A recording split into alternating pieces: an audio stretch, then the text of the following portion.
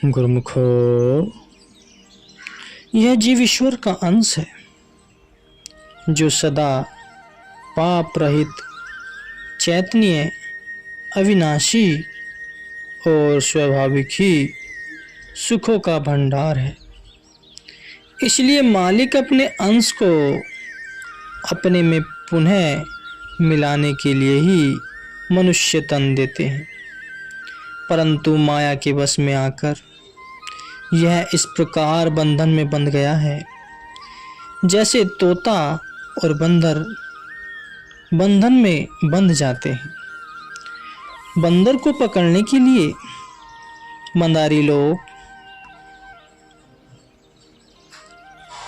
तंग मुंह वाली एक सुराही में चने भर कर रख लेते हैं। बंदर आता है और चने के लोभ में सुराही के भीतर हाथ डालता है। जब मुट्ठी भर जाती है और हाथ बाहर निकालना चाहता है, तब सुराही का मुंह तंग होने के कारण हाथ बाहर नहीं निकल सकता।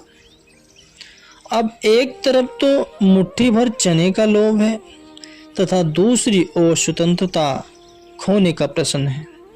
यदि वह चने का लोभ त्याग दे तो उसका हाथ सुराही से बाहर आ सकता है और तब यह स्वतंत्र भी हो सकता है, परंतु वह लोभ को त्यागना नहीं चाहता और बंद मुट्ठी सुराही में फंस जाती है। वह इसी असमंजस में पड़ा रहता है कि चनों का त्याग करूं अथवा न करूं। इतने में मंदारी आकर पकड़ ले जाता है और उसके गले में दास्ता की सांकल डाल देता है। उसके बाद वह रोटी के एक एक टुकड़े के लिए मंदारी के संकेतों पर नाचता है और घर घर अपना कौतुक दिखाता फिरता है। विचार करने की बात है कि तनिक मात्र लोभ ने बंदर की स्व इच्छा स्वतंत्रता छीनकर उसे किस दयनीय दशा में पहुंचा दिया है। इसी प्रकार संतों ने तोते का दृष्टांत दिया है गुरुमुखो। जैसे तोता नलिनी के डंडे पर पांव रखता है तो नलिनी घूम जाती है।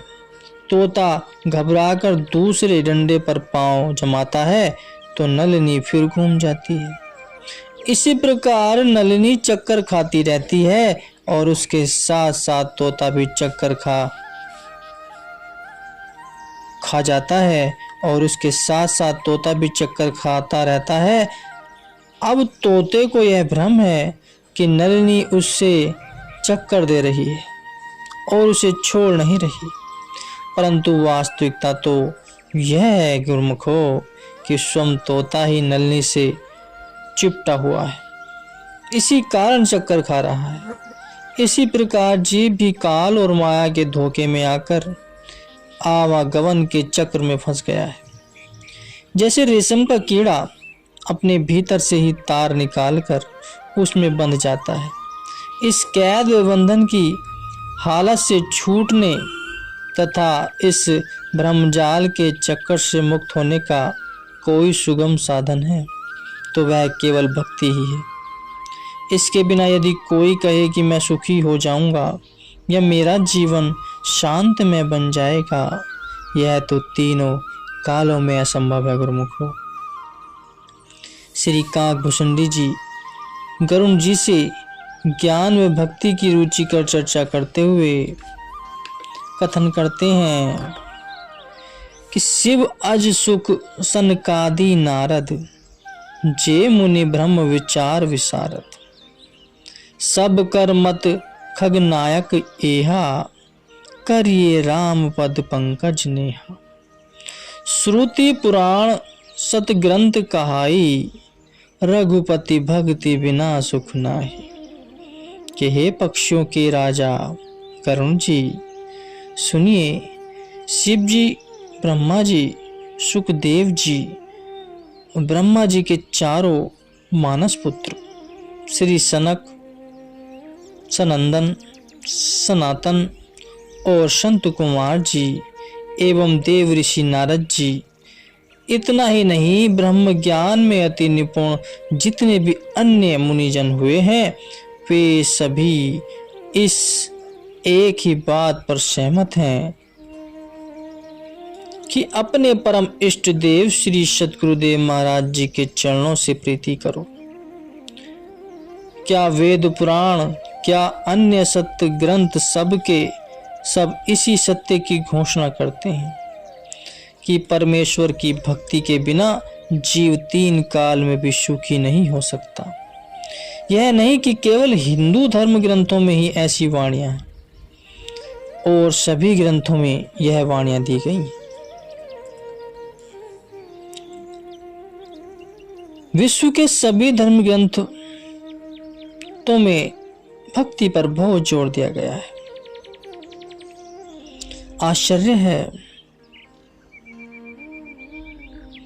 वैद्य मरते हैं, डॉक्टर मरते हैं, फिर भी उनके पीछे हम भटकते फिरते हैं, परंतु राम जो अविनाशी हैं, सदैव अजर अमर हैं और अचूक वैद्य हैं, उसे भूल जाते हैं।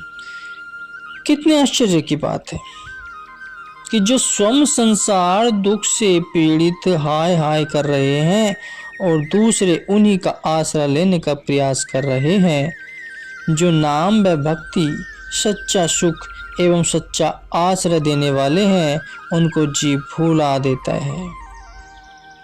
सच्ची भक्ति, प्रीति व नाम के प्रताप से ही भरत जी ने 14 वर्ष तक अपने प्राण धारण किए। इसी भक्ति नाम के प्रभाव से ही समुद्र में पत्थर तैरने लगे। वानर सेना ने रावण के छक्के छुड़ा दिए। हनुमान जी ने पर्वत उठा लिया और राक्षसों के घर 12 माह तक रहने पर भी सीता जी ने अपने सतीत्व को सुरक्षित रखा। तुलसीदास जी कहते हैं, चाहु युग 3 काल 3 लोका, भय नाम जपी जीव विशोका। कलि केवल मलमूल मलिना, पाप पयो निधि जन मन मीना। नाम काम तरु काल कराला, सुमिरत समन सकल जग जाला।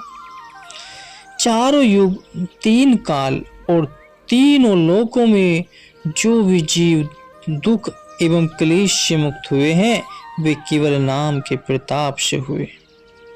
किंतु विशेषकर कलयुग जो कि पाप का मूल है, उस पाप रूपी समुद्र में मनुष्यों के मन मछली की तरह है। ऐसे घोर कलयुग के समय में नाम ही कल्प वृक्ष के समान जीवों के सब मनोरथ पूर्ण करने वाला है, जिसका सुमिरन करने मात्र से जीव के सब दुख और बंधन विनष्ट हो जाते हैं।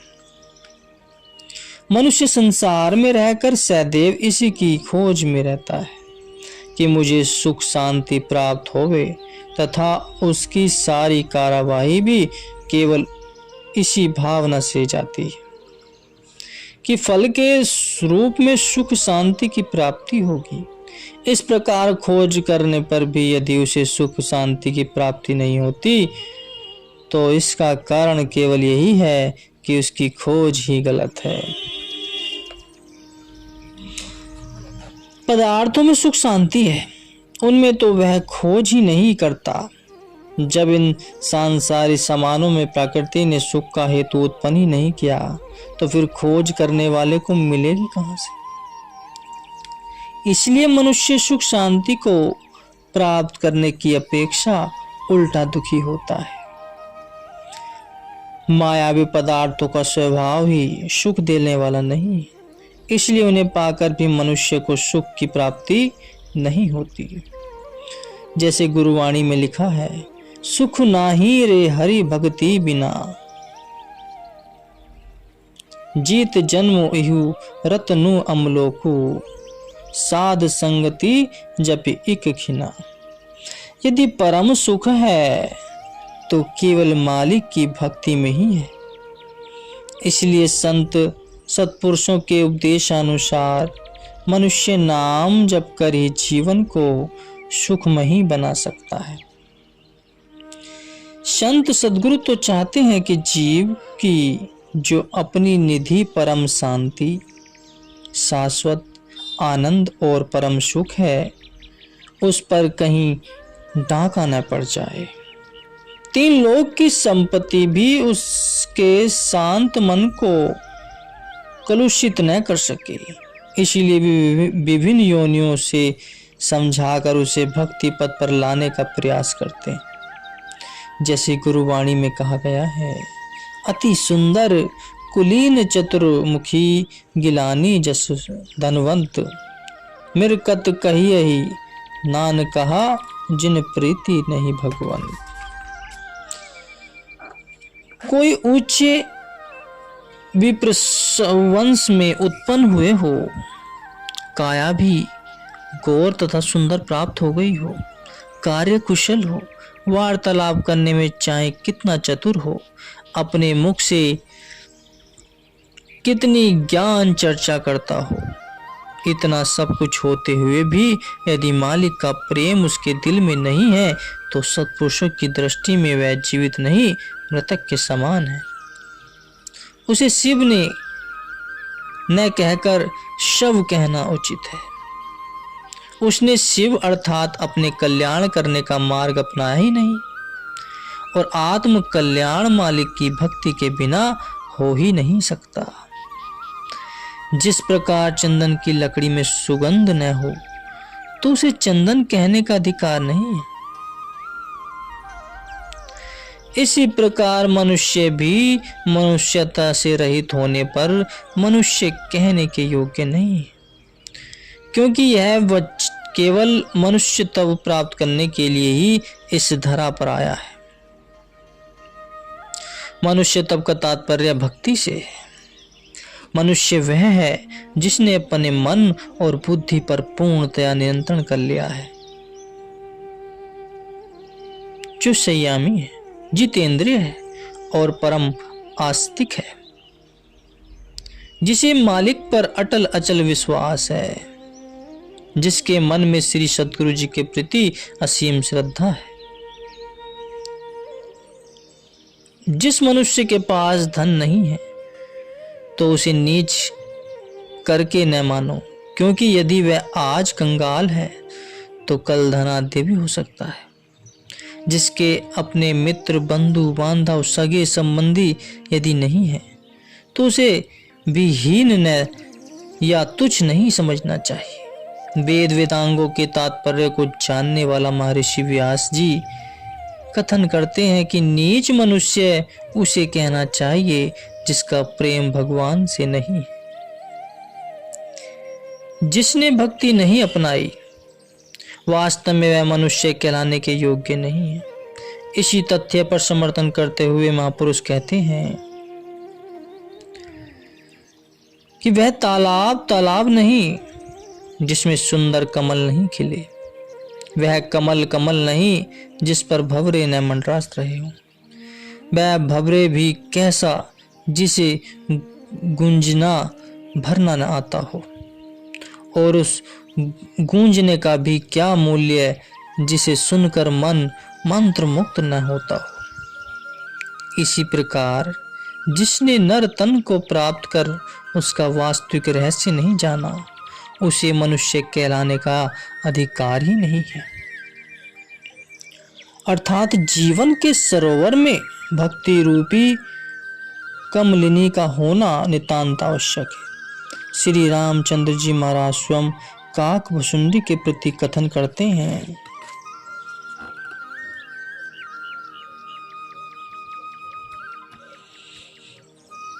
मालिक को अपने प्रेमी तथा भक्तिवान जीव ही प्रिय लगते हैं, चाहे नीच से हो, अति नीच क्यों न हो, तथा भक्तिहीन मनुष्य चाहे संसार में कितना ऊंचा पद प्राप्त कर ले कि ब्रह्मा जी की समानता करने लगे, तब भी वह मालिक की दृष्टि में साधारण जीवों के समान है, क्योंकि मालिक अथवा महापुरुषों की दृष्टि जीवों के सांसारिक पद तथा ऐश्वर्य पर नहीं जाती। इसके विपरीत वे केवल उसके हृदय की भक्ति भावना को देखते हैं। यदि हृदय में भक्ति का निवास है तो वह उन्हें प्राणों से भी अधिक प्रिय है, तथा यदि किसी मनुष्य के हृदय में भक्ति नहीं तो फिर चाहे वह 3 लोक का राजा हो, चाहे द्वार द्वार का भिक्षुक, महापुरुषों की दृष्टि में दोनों समान हैं, क्योंकि दोनों ही सत्य से भटके हुए। मानव जीवन का मूल्य तो भक्ति से आका जाता है। बिना भक्ति के वह मूल्य है, बिना भक्ति के वह मूल्यहीन है। सांसारिक लोग चाहे उसे आदर सम्मान देते रहें, परंतु मालिक को ऐसा व्यक्ति कदापि प्रिय नहीं हो सकता जो प्रेम और भक्ति से विहीन हो, क्योंकि मालिक के दरबार में एकमात्र सच्ची भक्ति और प्रेम का ही सम्मान है। वहाँ सच्ची भक्ति के सर्वोत्तम गुण को छोड़कर मनुष्य के किसी अन्य गुण को देखा अथवा परखा नहीं जाता। सच्चे मालिक को एकमात्र भक्ति ही प्रिय है तथा भक्ति से ही वे प्रसन्न होते हैं। भगवान श्री कृष्ण जी महाराज ने दासी पुत्र भक्त विदुर जी की भक्ति व प्रेम से प्रसन्न होकर राजा दुर्योधन के उत्तमोत्तम स्वादिष्ट राजसी पकवान को त्याग कर विदुर जी के घर का बिना नमक का साग खाना स्वीकार किया। इसी प्रकार जब धर्मराज युधिष्ठिर ने अपने राज्याभिषेक के समय यज्ञ रचाया तो वहां भी श्री भगवान ने नीच जाति के स्वपंज मुनि की भक्ति को प्रधानता दी। धर्मराज ने सब बड़े बड़े ऋषियों, मुनियों, योगियों और तपस्वियों को अपने यज्ञ में निमंत्रित किया, उन्हें भोजन कराकर संतुष्ट किया, परंतु जब तक स्वपंच मुनि नहीं आए तब तक वे भोजन करके संतुष्ट नहीं हुए। यज्ञ के संपूर्ण होने का घंटा भी नहीं बच सका। इन सब उदाहरणों से यही स्पष्ट होता है कि मालिक के दरबार में केवल भक्ति को ही प्रिय जाना जाता है तथा मालिक के चित्त में भक्ति के प्रति ही सम्मान की भावना है। इसलिए संत पलटू साहिब जी का कथन है कि ऊंची जाति का अभिमान कोई भूलकर भी न करे, क्योंकि मालिक तो एकमात्र सच्ची भक्ति से ही प्रसन्न होते हैं। कहने का तात्पर्य यह है कि भक्ति मार्ग में एकमात्र सच्ची श्रद्धा तथा हृदय के सच्चे भाव को महत्व दिया जाता है। सांसारिक बातों, पदार्थों अथवा भौतिक गुणों की वहाँ कोई महानता नहीं होती। भक्ति धारा लेखनी से नहीं हो सकती। वह बुद्धि, धन व जाति का विषय नहीं है। वह तो हृदय की पवित्रता और निर्मलता में है। वास्तविक में पवित्रता तो प्रभु नाम में है और उसी के द्वारा मनुष्य अपने हृदय को पावन कर सकता है।